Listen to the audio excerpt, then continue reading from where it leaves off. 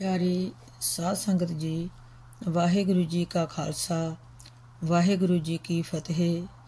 साध संगत जी, इस ਆਡੀਓ ਨੂੰ ਬਣਾਉਣ ਦਾ ਇੱਕੋ ਇੱਕ ਮਕਸਦ ਹੈ ਕਿ ਜਿਹੜੇ ਭੈਣ ਭਰਾ ਧਾਰਮਿਕ ਰਸਤੇ 'ਤੇ ਤੁਰੇ ਹਨ, ਉਹ ਧਾਰਮਿਕ ਵਿੱਦਿਆ ਪੜ੍ਹਨੀ ਚਾਹੁੰਦੇ ਹਨ, ਪਰ ਉਹਨਾਂ ਕੋਲ ਪੜ੍ਹਨ ਦਾ ਸਮਾਂ ਨਹੀਂ ਹੁੰਦਾ, ਸੋ ਉਹ ਕੰਮਕਾਰ ਕਰਦੇ ਹੋਏ ਆਡੀਓ ਸੁਣ ਸਕਦੇ ਹਨ।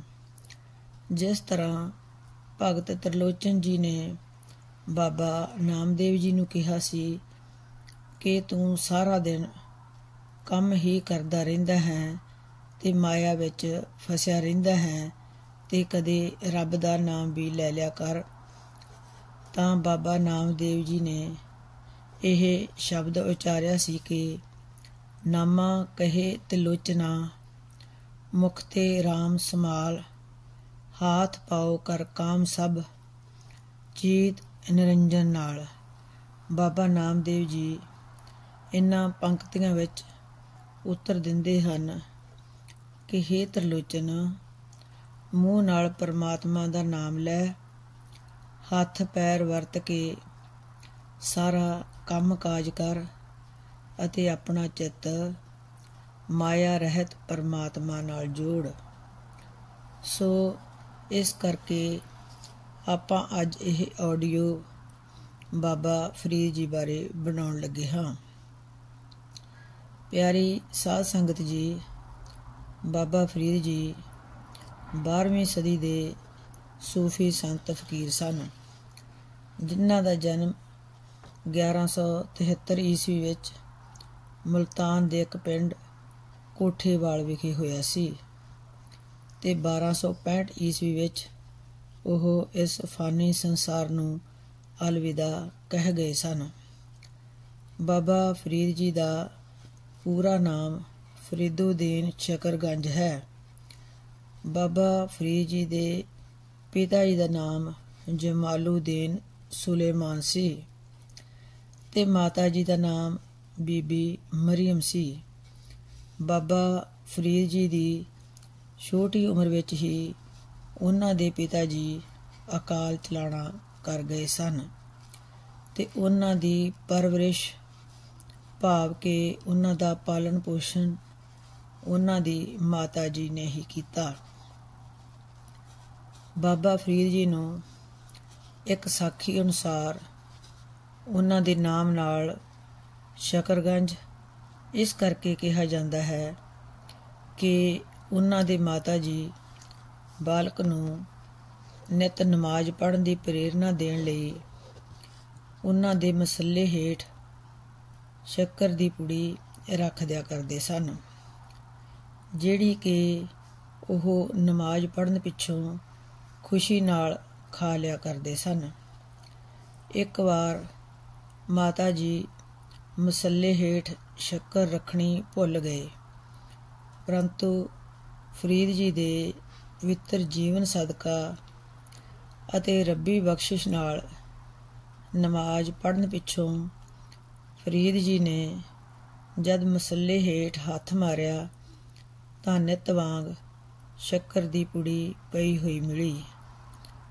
ਪਤਾ ਲੱਗਣ ਤੇ ਇਸ ਨੂੰ ਕਰਾਮਾਤ ਸਮਝਿਆ ਗਿਆ ਤੇ ਉਸ ਦਿਨ ਤੋਂ ਹੀ ਬਾਬਾ ਫਰੀਦ ਜੀ ਸ਼ਕਰਗੰਜ ਦੀ ਉਪਾਧੀ ਨਾਲ ਮਸ਼ਹੂਰ ਹੋਏ। ਨਮਾਜ਼ ਪੜ੍ਹਦੇ ਪੜ੍ਹਦੇ ਤੇ ਮੁਰਸ਼ਿਦ ਖਵਾਜਾ ਕੁਤਬੁਦੀਨ ਬਖਤਿਆਰ ਕਾਕੀ ਦੀ ਰਹਿਮਤ ਨਾਲ ਉਹਨਾਂ ਨੂੰ ਰੱਬੀ ਰੰਗ ਚੜ੍ਹਦਾ ਗਿਆ ਤੇ ਇੱਕ ਦਿਨ ਉੱਚੀ ਅਵਸਥਾ ਤੇ ਪਹੁੰਚ ਗਏ। ਉਹਨਾਂ ਦੇ ਜੀਵਨ ਦੀਆਂ ਬਹੁਤ ਸਾਰੀਆਂ ਘਟਨਾਵਾਂ ਹਨ। ਉਹਨਾਂ ਵਿੱਚੋਂ ਆਪਾਂ ਇੱਕ ਘਟਨਾ ਦਾ ਜ਼ਿਕਰ ਕਰ ਲੈਂਦੇ ਹਾਂ ਕਿ ਇੱਕ ਰਵਾਇਤ ਅਨੁਸਾਰ ਫਰੀਦਕੋਟ, ਜਿਸ ਦਾ ਅਰਥ ਫਰੀਦ ਦਾ ਕਿਲ੍ਹਾ ਹੈ, ਬਾਬਾ ਫਰੀਦ ਜੀ ਨਾਲ ਸੰਬੰਧਿਤ ਹੋਣ ਕਰਕੇ ਇਹ ਨਾਂ ਪ੍ਰਾਪਤ ਹੋਇਆ। ਕਹਿੰਦੇ ਹਨ ਕਿ ਇਹ ਕਿਲ੍ਹਾ ਜਬਰੀ ਬੇਗਾਰ ਨਾਲ ਉਸਾਰਿਆ ਜਾ ਰਿਹਾ ਸੀ, ਜਦ ਕਿ ਸ਼ੇਖ ਫਰੀਦ ਜੀ ਨੂੰ ਵੀ ਉੱਥੇ ਜਬਰੀ ਮਜ਼ਦੂਰੀ ਕਰਨੀ ਪਈ। ਇਹ ਇਸ ਇਲਾਕੇ ਦੇ ਰਾਜੇ ਮੋਕਲ ਦਾ ਕਿਲ੍ਹਾ ਸੀ। ਇਸੇ ਕਰਕੇ ਇਸ ਸ਼ਹਿਰ ਦਾ ਪਹਿਲਾ ਨਾਮ ਮੋਕਲ ਰਾਜੇ ਦੇ ਨਾਮ 'ਤੇ ਮੋਕਲ ਹਰ ਦੀ ਗੜ੍ਹੀ ਸੀ। ਕਹਿੰਦੇ ਹਨ ਕਿ ਸ਼ੇਖ ਫਰੀਦ ਜੀ ਆਪਣੇ ਕੁਝ ਇੱਕ ਮੁਰੀਦਾਂ ਨਾਲ ਜਦ ਇੱਥੇ ਆਏ ਤਾਂ ਜਬਰੀ ਮਜ਼ਦੂਰੀ ਵਿੱਚ ਫੜੇ ਗਏ, ਤੇ ਜਦ ਫਰੀਦ ਜੀ ਮਿੱਟੀ ਦੀ ਭਰੀ ਟੋਕਰੀ ਸਿਰ 'ਤੇ ਰੱਖ ਕੇ ਤੁਰਦੇ ਸਨ ਤਾਂ ਟੋਕਰੀ ਉਹਨਾਂ ਦੇ ਸਿਰ ਤੋਂ ਇੱਕ ਹੱਥ ਉੱਚੀ ਰਹਿੰਦੀ ਸੀ। ਇਹ ਕੌਤਕ ਦੇਖ ਕੇ ਰਾਜਾ ਤੇ ਹੋਰ ਲੋਕ ਉੱਥੇ ਆ ਗਏ ਅਤੇ ਸ਼ੇਖ ਫਰੀਦ ਜੀ ਦੇ ਪੈਰੀਂ ਪੈ ਗਏ ਤੇ ਭੁੱਲ ਬਖਸ਼ਵਾਈ। ਸ਼ੇਖ ਫਰੀਦ ਜੀ ਨੇ ਸਾਰੇ ਨਗਰ ਲਈ ਦੁਆ ਕੀਤੀ ਅਤੇ ਆਪਣੀਆਂ ਸ਼ੁਭ ਇੱਛਾਵਾਂ ਪ੍ਰਗਟਾਈਆਂ। ਉਸੇ ਦਿਨ ਤੋਂ ਹੀ ਇਸ ਨਗਰ ਦਾ ਨਾਮ ਫਰੀਦਕੋਟ ਪੈ ਗਿਆ। ਫਰੀਦਕੋਟ ਅੱਜ ਕੱਲ੍ਹ ਰੌਣਕ ਭਰਿਆ ਸੁਹਾਵਣਾ ਸ਼ਹਿਰ ਹੈ। ਫਰੀਦਕੋਟ ਸ਼ਹਿਰ ਵਿੱਚ ਬਾਬਾ ਫਰੀਦ ਜੀ ਦੇ 2 ਪਵਿੱਤਰ ਅਸਥਾਨ ਹਨ। ਇੱਕ ਗੁਰਦੁਆਰਾ ਟਿੱਲਾ ਸਾਹਿਬ, ਜਿੱਥੇ ਉਹਨਾਂ ਨੇ ਚਲੀਹਾ ਕੱਟਿਆ ਸੀ ਤੇ ਉੱਥੇ ਹੀ ਗਾਰੇ ਨਾਲ ਲਿਬੜੇ ਹੱਥ ਵਣ ਨਾਲ ਪੂੰਝੇ ਸਨ, ਤੇ ਜਿਹੜਾ ਕਿ ਬਿਲਕੁਲ ਸ਼ਹਿਰ ਦੇ ਵਿਚਕਾਰ ਹੈ। ਤੇ ਦੂਸਰਾ ਗੁਰਦੁਆਰਾ ਸ਼ਹਿਰ ਤੋਂ ਬਾਹਰ ਕੋਟਕਪੂਰਾ ਰੋਡ 'ਤੇ ਸਥਿਤ ਲੀਰ ਮਾਲ ਹੈ, ਜਿਸ ਨੂੰ ਕਿ ਮਾਈ ਗੋਦੜੀ ਸਾਹਿਬ ਕਿਹਾ ਜਾਂਦਾ ਹੈ, ਜਿੱਥੇ ਰੁੱਖਾਂ ਹੇਠ ਸ਼ੇਖ ਫਰੀਦ ਜੀ ਕੁਝ ਸਮਾਂ ਠਹਿਰੇ ਸਨ।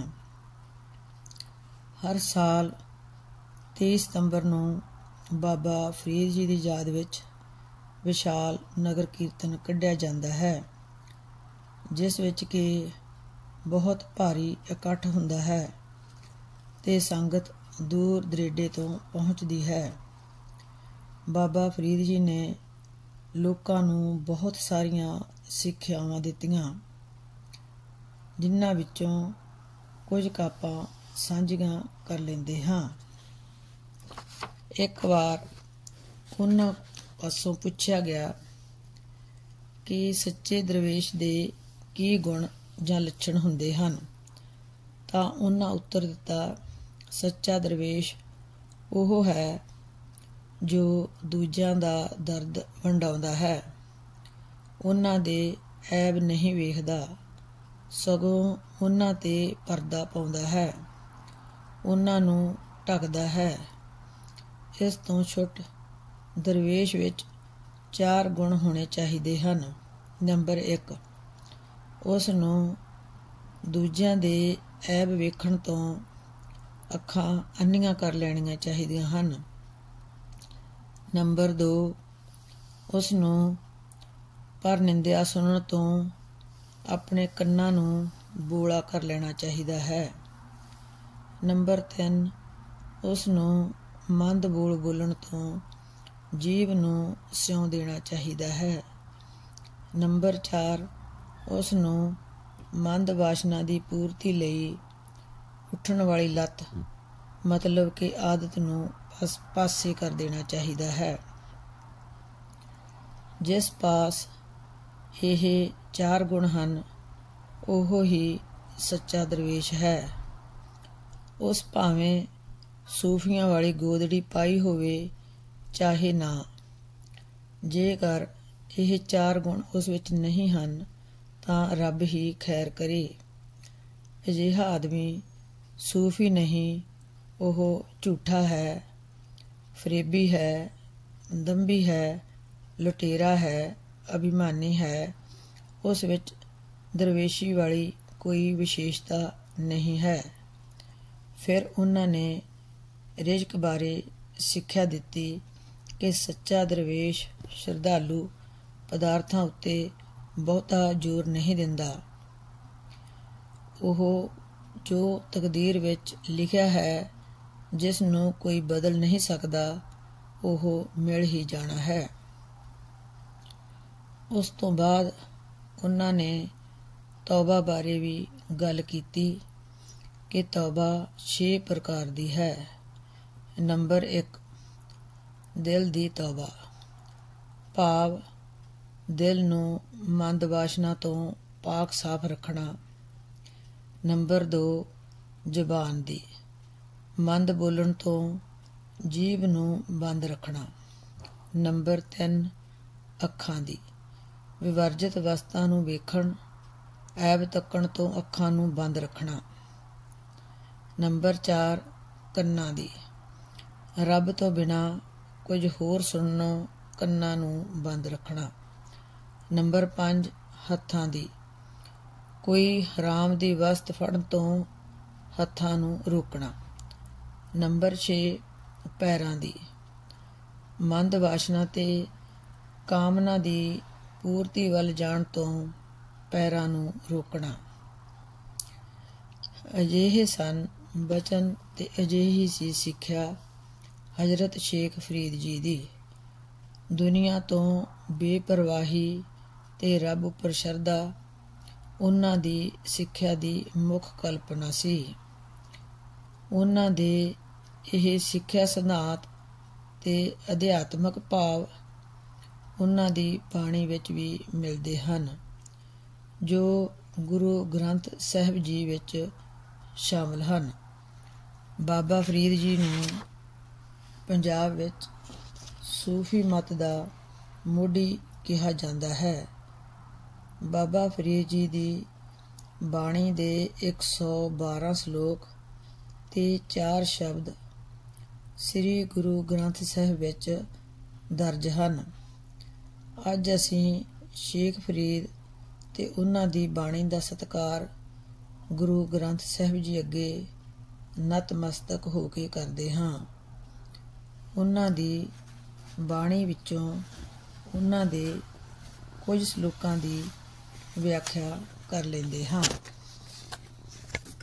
ਫਰੀਦਾ, ਜੇ ਤੂੰ ਅਕਲ ਲਤੀਫ, ਕਾਲੇ ਲਿਖ ਨਾ ਲੇਖ, ਆਪਨੜੇ ਗਿਰੀਵਾਨ ਮਹਿ, ਸਿਰ ਨੀਵਾਂ ਕਰ ਦੇਖ। ਹੇ ਫਰੀਦ, ਜੇ ਤੂੰ ਸੂਖਮ ਬੁੱਧੀ ਵਾਲਾ ਹੈ ਤਾਂ ਦੂਜੇ ਲੋਕਾਂ ਦੇ ਔਗਣਾਂ ਤੇ ਪਾਪਾਂ ਦੀ ਗਿਣਤੀ ਜਾਂ ਪੜਚੋਲ ਨਾ ਕਰ, ਸਗੋਂ ਆਪਣੇ ਦਿਲ ਵਿੱਚ ਝਾਤੀ ਮਾਰ ਕੇ ਵੇਖ ਕਿ ਤੂੰ ਆਪ ਕਿਹੋ ਜਿਹੇ ਕਰਮ ਕਰਦਾ ਹੈ। ਫਰੀਦਾ, ਖਾਕ ਨਾ ਨਿੰਦੀਐ, ਖਾਕੂ ਜੇੜ ਨਾ ਕੋਏ, ਜੀਵ ਦਿਆ ਪੈਰਾਂ ਤਲੈ ਮੋਇਆ ਉੱਪਰ ਹੋਏ। ਹੇ ਫਰੀਦ, ਮਿੱਟੀ ਨੂੰ ਵੀ ਨਿੰਦਣਾ ਨਹੀਂ ਚਾਹੀਦਾ। ਸੰਸਾਰ ਵਿੱਚ ਮਿੱਟੀ ਵਰਗੀ ਹੋਰ ਕੋਈ ਚੀਜ਼ ਨਹੀਂ। ਜਿਉਂਦਿਆਂ ਤਾਂ ਇਹ ਮਨੁੱਖ ਦੇ ਪੈਰਾਂ ਥੱਲੇ ਲਤਾੜੀ ਜਾਂਦੀ ਹੈ, ਪਰ ਮਰਨ ਪਿੱਛੋਂ ਉਸ ਦੇ ਉੱਤੇ ਹੋ ਜਾਂਦੀ ਹੈ। ਫਰੀਦਾ, ਇੰਨੀ ਨਿੱਕੀ ਜੰਗੀ ਐ, ਥਰ ਡੂੰਗਰ ਭਵਿਓਮ, ਅੱਜ ਫਰੀਦਾ ਕੁਜੜਾ, ਸੈ ਕੋਹਾਂ ਥੀ ਓਮ। ਹੇ ਫਰੀਦ, ਜਵਾਨੀ ਸਮੇਂ ਮੈਂ ਇਹਨਾਂ ਨਿਰਬਲ ਲੱਤਾਂ ਨਾਲ ਥਲ ਤੇ ਪਰਬਤ ਗਾਉਂਦਾ ਫਿਰਿਆ ਅਤੇ ਮੈਨੂੰ ਕੋਈ ਤਕਲੀਫ ਨਹੀਂ ਸੀ ਹੋਈ, ਪਰ ਹੁਣ ਬੁਢੇਪੇ ਵਿੱਚ ਨੇੜੇ ਪਿਆ ਹੋਇਆ ਲੋਟਾ ਚੁੱਕਣਾ ਵੀ ਕਠਿਨ ਹੋ ਗਿਆ ਹੈ ਤੇ ਇੰਜ ਪ੍ਰਤੀਤ ਹੁੰਦਾ ਹੈ ਕਿ ਜਿਵੇਂ ਇਹ ਸੈਂਕੜੇ ਕੋਹ ਦੂਰ ਪਿਆ ਹੋਵੇ। ਫਰੀਦਾ, ਸ਼ੱਕਰ, ਖੰਡ, ਨਵਾਤ ਗੁੜ, ਮਾਖਿਓ, ਮਾਂਝਾ ਦੁੱਧ, ਸਭੇ ਵਸਤੂ ਮਿੱਠੀਆਂ, ਰੱਬ ਨਾ ਪੁੱਜਣ ਤੁਧ। ਹੇ ਫਰੀਦ, ਸ਼ੱਕਰ, ਖੰਡ, ਮਿਸਰੀ, ਗੁੜ, ਸ਼ਹਿਦ ਅਤੇ ਮਾਝਾ ਦੁੱਧ, ਇਹ ਸਭ ਚੀਜ਼ਾਂ ਮਿੱਠੀਆਂ ਹਨ, ਪਰ ਹੇ ਪ੍ਰਭੂ, ਇਹਨਾਂ ਸਭਨਾਂ ਦੀ ਮਿਠਾਸ ਤੇਰੇ ਨਾਂ ਤੱਕ ਨਹੀਂ ਪੁੱਜ ਸਕਦੀ, ਅਰਥਾਤ ਨਾਮ ਰਸ ਸਭ ਤੋਂ ਮਿੱਠਾ ਹੈ। ਰੁੱਖੀ ਸੁੱਖੀ ਖਾਏ ਕੈ, ਠੰਡਾ ਪਾਣੀ ਪੀਓ। ਫਰੀਦਾ, ਦੇਖ ਪਰਾਈ ਚੋਪੜੀ, ਨਾ ਤਰਸਾਏ ਜੀਓ। ਹੇ ਫਰੀਦ, ਆਪਣੀ ਮਿਹਨਤ ਨਾਲ ਕਮਾਈ ਹੋਈ ਰੁੱਖੀ ਤੇ ਸੁੱਕੀ ਰੋਟੀ ਹੀ ਖਾ ਕੇ ਠੰਡਾ ਪਾਣੀ ਪੀ ਲੈ। ਦੂਜਿਆਂ ਦੀ ਚੋਪੜੀ ਹੋਈ ਸਵਾਦਲੀ ਰੋਟੀ ਵੇਖ ਕੇ ਈਰਖਾ ਨਾ ਕਰ। ਫਰੀਦਾ, ਚਿੰਤ ਖਟੋਲਾ ਵਾਣ ਦੁੱਖ, ਬਿਰਹੇ ਵਿਛਾਵਣ ਲੇਫ। ਇਹੋ ਹਮਾਰਾ ਜੀਵਣਾ, ਤੂੰ ਸਾਹਿਬ ਸੱਚੇ ਵੇਖ। ਹੇ ਫਰੀਦ, ਪ੍ਰਭੂ ਤੋਂ ਵਿਛੜ ਕੇ ਕਿੰਨੀ ਦੁਖਦਾਈ ਹਾਲਤ ਹੋ ਗਈ ਹੈ। ਚਿੰਤਾ ਮੇਰੀ ਮੰਜੀ ਹੈ, ਜੋ ਦੁੱਖਾਂ ਰੂਪੀ ਵਾਣ ਨਾਲ ਉਣੀ ਹੋਈ ਹੈ। ਵਿਛੋੜੇ ਦੇ ਦੁੱਖ ਮੇਰੇ ਤਲਾਈ ਤੇ ਲੇਫ ਹਨ। ਹੇ ਮੇਰੇ ਸੱਚੇ ਮਾਲਕ, ਤੂੰ ਵੇਖ ਕਿ ਤੇਰੇ ਵਿਛੋੜੇ ਕਾਰਨ ਕਿਸ ਹਾਲਤ ਵਿੱਚ ਜੀਵਨ ਬਤੀਤ ਹੋ ਰਿਹਾ ਹੈ। ਬਿਰਹਾ ਬਿਰਹਾ ਆਖੀਐ, ਬਿਰਹਾ ਤੂੰ ਸੁਲਤਾਨ। ਫਰੀਦਾ, ਜਿਤ ਤਨ ਬਿਰਹੋ ਨਾ ਊਪਜੈ, ਸੋ ਤਨ ਜਾਣ ਮਸਾਨ। ਵਿਛੋੜੇ ਦੀ ਪੀੜ ਨੂੰ ਹਰ ਕੋਈ ਬੁਰਾ ਸਮਝਦਾ ਹੈ, ਪਰ ਹੇ ਵਿਛੋੜੇ ਦੀ ਤੜਪ, ਤੂੰ ਪਾਤਸ਼ਾਹ ਹੈ। ਕਿਉਂਕਿ ਹੇ ਫਰੀਦ, ਜਿਸ ਸਰੀਰ ਨੂੰ ਪ੍ਰਭੂ ਤੋਂ ਵਿਛੜਨ ਦਾ ਅਨੁਭਵ ਨਹੀਂ ਹੋਇਆ, ਉਸ ਸਰੀਰ ਨੂੰ ਸ਼ਮਸ਼ਾਨ ਭੂਮੀ ਵਾਂਗ ਸੁੰਨਾ ਜਾਣੋ। ਅਰਥਾਤ ਵਿਛੋੜੇ ਦੀ ਪੀੜ ਤੋਂ ਬਿਨਾਂ ਤਾਂ ਮਨੁੱਖ ਮੁਰਦੇ ਸਮਾਨ ਹੈ। ਬੁੱਢਾ ਹੋਆ ਸੇਖ ਫਰੀਦ, ਕੰਬਣ ਲੱਗੀ ਦੇਹ।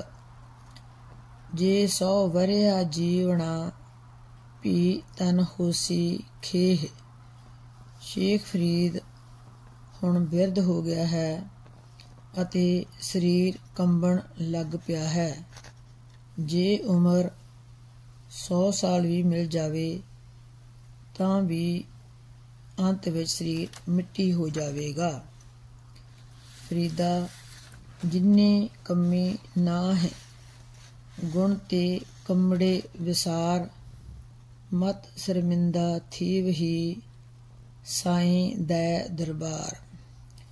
ਹੇ ਫਰੀਦ, ਜਿਨ੍ਹਾਂ ਖੋਟੇ ਕੰਮਾਂ ਵਿੱਚ ਜੀਵ ਨੂੰ ਕੋਈ ਲਾਭ ਨਹੀਂ, ਉਹ ਕੰਮ ਛੱਡ ਦੇ, ਨਹੀਂ ਤਾਂ ਪ੍ਰਭੂ ਦੀ ਦਰਗਾਹ ਵਿੱਚ ਸ਼ਰਮਿੰਦਾ ਹੋਣਾ ਪਵੇਗਾ। ਫਰੀਦਾ, ਕਾਲੇ ਮੈਡੇ ਕੱਪੜੇ, ਕਾਲਾ ਮੈਡਾ ਵੇਸ, ਗੁਣ ਹੀ ਭਰਿਆ ਮੈਂ ਫਿਰਾ, ਲੋਕ ਕਹਿ ਦਰਵੇਸ਼। ਹੇ ਫਰੀਦ, ਮੇਰੇ ਅੰਦਰ ਫਕੀਰਾਂ ਵਾਲੇ ਗੁਣ ਨਹੀਂ ਹਨ। ਭਾਵੇਂ ਫਕੀਰਾਂ ਵਾਂਗ ਮੇਰੇ ਕੱਪੜੇ ਸੂਫ ਦੇ ਹਨ ਅਤੇ ਮੇਰਾ ਪਹਿਰਾਵਾ ਵੀ ਕਾਲਾ ਹੈ, ਪਰ ਮੈਂ ਪਾਪਾਂ ਨਾਲ ਭਰਿਆ ਹੋਇਆ ਹਾਂ। ਫਿਰ ਵੀ ਲੋਕ ਮੈਨੂੰ ਫਕੀਰ ਕਹਿੰਦੇ ਹਨ। ਫਰੀਦਾ, ਬੁਰੇ ਦਾ ਭਲਾ ਕਰ, ਗੁੱਸਾ ਮਨ ਨਾ ਹਟਾਏ। ਦੇਹੀ ਰੋਗ ਨਾ ਲੱਗ ਗਈ, ਪੱਲੇ ਸਭ ਕਿਛ ਪਾਏ। ਹੇ ਫਰੀਦ, ਬੁਰਾ ਵਤੀਰਾ ਕਰਨ ਵਾਲੇ ਨਾਲ ਵੀ ਤੂੰ ਭਲਾਈ ਕਰ ਅਤੇ ਮਨ ਵਿੱਚ ਕੋਈ ਬਦਲੇ ਦੀ ਭਾਵਨਾ ਨਾ ਆਉਣ ਦੇ। ਇਸ ਤਰ੍ਹਾਂ ਤੇਰੇ ਸਰੀਰ ਨੂੰ ਕੋਈ ਰੋਗ ਨਹੀਂ ਲੱਗੇਗਾ ਅਤੇ ਤੇਰਾ ਜੀਵਨ ਸਫਲ ਹੋ ਜਾਵੇਗਾ। ਫਰੀਦਾ, ਮੈਂ ਜਾਣਿਆ ਦੁੱਖ ਮੁਝ ਕੂ, ਦੁੱਖ ਸੁਭਾਇਆ ਜਗ। ਉੱਚੇ ਚੜ੍ਹ ਕੇ ਦੇਖਿਆ, ਤਾਂ ਘਰ ਘਰ ਏਹਾ ਅੱਗ। ਹੇ ਫਰੀਦ, ਮੈਂ ਇਹ ਸਮਝਿਆ ਸੀ ਕਿ ਸੰਸਾਰ ਵਿੱਚ ਦੁੱਖ ਕੇਵਲ ਮੈਨੂੰ ਹੀ ਹੈ, ਪਰ ਅਸਲ ਵਿੱਚ ਸਾਰਾ ਸੰਸਾਰ ਹੀ ਦੁੱਖ ਦੀ ਲਪੇਟ ਵਿੱਚ ਹੈ। ਜਦੋਂ ਮੈਂ ਆਪਣੇ ਦੁੱਖ ਨੂੰ ਭੁੱਲ ਕੇ ਚਾਰੇ ਪਾਸੇ ਧਿਆਨ ਮਾਰਿਆ ਤਾਂ ਇਹ ਵੇਖਿਆ ਕਿ ਦੁੱਖ ਦੀ ਅੱਗ ਹਰ ਘਰ ਵਿੱਚ ਬਲ ਰਹੀ ਹੈ, ਅਰਥਾਤ ਹਰ ਕੋਈ ਦੁਖੀ ਹੈ। ਫਰੀਦਾ ਗੂਰ ਨਿਮਾਣੀ ਛੱਡ ਕਰੇ, ਨਿਘਰਿਆ ਘਰ ਆਓ। ਸਰ ਪਰ ਮੈਥੈ ਆਵਣਾ, ਮਰਨਹੁ ਨਾ ਡਰਿਆਹੋ। ਹੇ ਫਰੀਦ, ਮਨੁੱਖ ਨੂੰ ਕਬਰ ਆਵਾਜ਼ਾਂ ਮਾਰ ਰਹੀ ਹੈ ਕਿ ਨਾਸ਼ਵਾਨ ਜੀਵ, ਤੂੰ ਆਪਣੇ ਘਰ ਵਿੱਚ ਆ। ਅੰਤ ਵਿੱਚ ਤੂੰ ਮੇਰੇ ਪਾਸ ਹੀ ਪੁੱਜਣਾ ਹੈ, ਇਸ ਲਈ ਮੌਤ ਤੋਂ ਇੰਨਾ ਨਾ ਡਰ। ਇੱਕ ਫਿੱਕਾ ਨਾ ਗਾਲਾਏ, ਸਭਨਾ ਮੈਂ ਸੱਚਾ ਧਣੀ। ਹਿਉ ਨਾ ਕਹਿੀ ਠਾਹੇ, ਮਾਣਕ ਸਭ ਅਮੋਲ ਵੇ। ਹੇ ਮਨੁੱਖ, ਤੂੰ ਇੱਕ ਵੀ ਬੁਰਾ ਸ਼ਬਦ ਨਾ ਬੋਲ, ਕਿਉਂਕਿ ਸਾਰਿਆਂ ਵਿੱਚ ਸੱਚਾ ਪ੍ਰਭੂ ਵਸ ਰਿਹਾ ਹੈ। ਕਿਸੇ ਦਾ ਦਿਲ ਵੀ ਦੁਖੀ ਨਾ ਕਰ, ਕਿਉਂਕਿ ਸਾਰੇ ਜੀਵਾਂ ਦੇ ਹਿਰਦੇ ਰੂਪੀ ਰਤਨ ਅਮੋਲਕ ਹਨ। ਸਭਨਾ ਮਨ ਮਾਣਿਕ, ਠਾਹਣ ਮੂਲ ਮਚਾਂਗਵਾ। ਜੇ ਤੋ ਪਿਰਿਆ ਦੀ ਸਿੱਖ, ਹਿਉ ਨਾ ਠਾਹੇ ਕਹੀਦਾ। ਸਾਰੇ ਜੀਵਾਂ ਦੇ ਮਨ ਮੋਤੀ ਹਨ। ਕਿਸੇ ਮਨ ਨੂੰ ਵੀ ਦੁਖੀ ਕਰਨਾ ਬਹੁਤ ਭੈੜੀ ਗੱਲ ਹੈ। ਜੇ ਤੈਨੂੰ ਆਪਣੇ ਪਿਆਰੇ ਪ੍ਰਭੂ ਨੂੰ ਮਿਲਣ ਦੀ ਤਾਂਘ ਹੈ ਤਾਂ ਕਿਸੇ ਦੇ ਦਿਲ ਨੂੰ ਨਾ ਤੋੜੀ। ਕਾਗਾ ਕਰੰਗ ਢਡੋਲਿਆ, ਸਗਲਾ ਖਾਇਆ ਮਾਸ। ਇਹ ਦੋਏ ਨੈਣਾ ਮਤ ਛੂਹੋ, ਫਿਰ ਦੇਖਣ ਕੀ ਆਸ। ਫਰੀਦ ਜੀ ਕਹਿੰਦੇ ਹਨ ਕਿ ਕਾਵਾਂ ਨੇ ਪਿੰਜਰ ਵੀ ਫੋੜ ਮਾਰਿਆ ਹੈ ਅਤੇ ਸਾਰਾ ਮਾਸ ਵੀ ਖਾ ਲਿਆ ਹੈ। ਭਾਵ ਦੁਨਿਆਵੀ ਪਦਾਰਥਾਂ ਦੇ ਚਸਕੇ ਤੇ ਵਿਸ਼ੇ ਵਿਕਾਰ ਇਸ ਸਰੀਰ ਨੂੰ ਚੋਭਾਂ ਲਾਈ ਜਾ ਰਹੇ ਹਨ ਤੇ ਸਰੀਰ ਦੀ ਸਾਰੀ ਸੱਤਿਆ ਖਤਮ ਹੋ ਗਈ ਹੈ। ਰੱਬ ਕਰਕੇ ਕੋਈ ਵਿਕਾਰ ਮੇਰੀਆਂ ਅੱਖਾਂ ਨੂੰ ਨਾ ਛੇੜੇ। ਇਹਨਾਂ ਵਿੱਚ ਤਾਂ ਪਿਆਰੇ ਪ੍ਰਭੂ ਨੂੰ ਵੇਖਣ ਦੀ ਤਾਂਘ ਟਿਕੀ ਹੋਈ ਹੈ। ਅਖੀਰ ਵਿੱਚ ਆਪਾਂ ਉਹਨਾਂ ਦੇ ਰਾਗ ਸੂਹੀ ਵਿੱਚ ਇਸ ਸ਼ਬਦ ਦੀ ਵਿਆਖਿਆ ਕਰ ਲੈਂਦੇ ਹਾਂ। ਬੇੜਾ ਬੰਧ ਨਾ ਸਕਿਓ, ਬੰਧਨ ਕੀ ਵੇਲਾ। ਪਰ ਸਰਵਰ ਜਬ ਊਛਲੇ, ਤਬ ਤਰਨ ਦਹੇਲਾ। ਜਿਸ ਮਨੁੱਖ ਨੇ ਮਾਇਆ ਨਾਲ ਹੀ ਮਨ ਲਾਈ ਰੱਖਿਆ ਤੇ ਨਾਮ ਸਿਮਰਨ ਰੂਪੀ ਬੇੜਾ ਤਿਆਰ ਕਰਨ ਵਾਲੀ ਉਮਰੇ ਨਾਮ ਰੂਪੀ ਬੇੜਾ ਤਿਆਰ ਨਾ ਕਰ ਸਕਿਆ, ਜਦੋਂ ਸਰੋਵਰ ਨਕਾ ਨੱਕ ਭਰ ਕੇ ਉੱਛਣ ਲੱਗ ਜਾਂਦਾ ਹੈ ਤੇ ਉਸ ਵਿੱਚ ਤਰਨਾ ਔਖਾ ਹੋ ਜਾਂਦਾ ਹੈ। ਭਾਵ ਜਦੋਂ ਮਨੁੱਖ ਵਿਕਾਰਾਂ ਦੀ ਅੱਤ ਕਰ ਦਿੰਦਾ ਹੈ ਤਾਂ ਇਹਨਾਂ ਵਿੱਚੋਂ ਨਿਕਲਣਾ ਔਖਾ ਹੋ ਜਾਂਦਾ ਹੈ।